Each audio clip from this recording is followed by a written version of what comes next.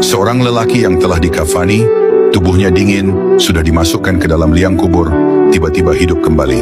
Bukan mimpi, bukan cerita karangan, tapi sebuah peringatan yang membuat semua orang yang menyaksikannya gemetar. Pada masa itu para sahabat sedang bersama Rasulullah. Mereka berbicara tentang kematian, tentang kehidupan setelah mati, tentang penyesalan yang datang ketika waktu sudah habis.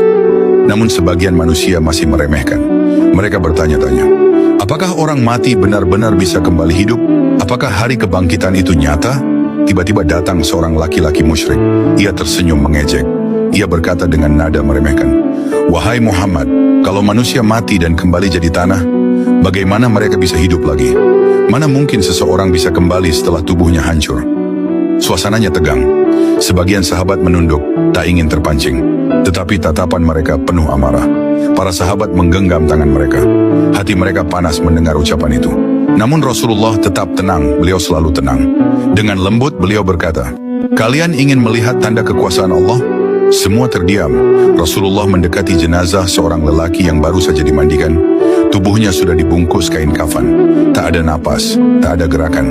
Rasulullah meletakkan tangan di atas dada jenazah itu dan berkata, "Bangkitlah dengan izin Allah yang maha menghidupkan."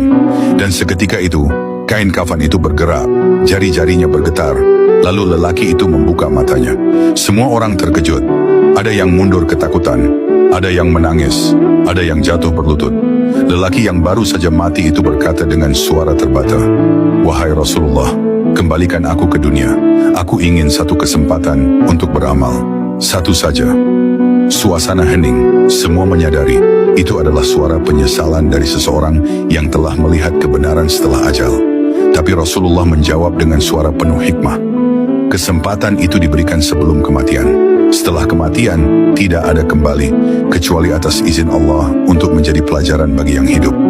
Dan dengan izin Allah, lelaki itu pun kembali terjatuh, meninggal untuk kedua kalinya.